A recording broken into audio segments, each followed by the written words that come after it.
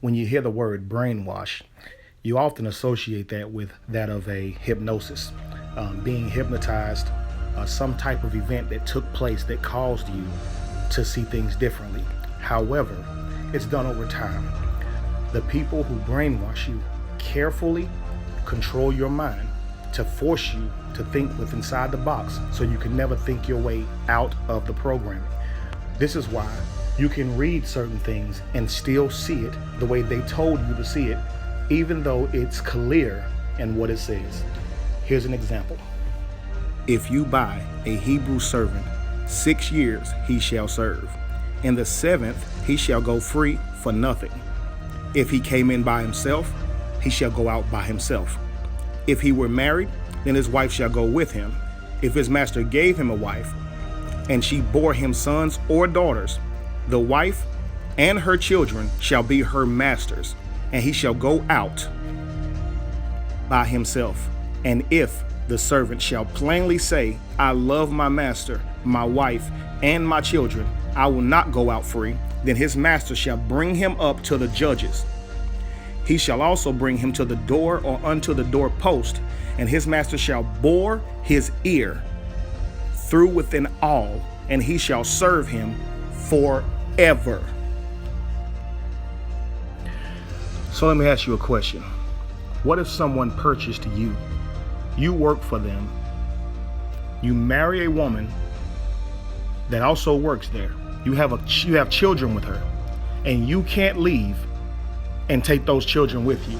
Those children belong to the person who purchased you. So in order for you to be a father and stay in your children's life and keep your wife, you have to sell yourself back to that slave master forever. So there will be no other hearing to free you and your entire family up.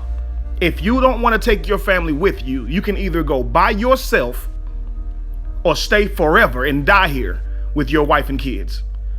And you guys will read that and say, that's not slavery because it uses the word servant. Do you really think because they use the word servant, that's not slavery? To, number one, purchase someone.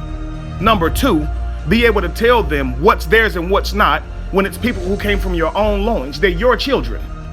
How can you tell somebody that their children belong to you? They're yours.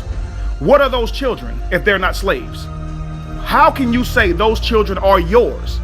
That wife, how do they belong to you?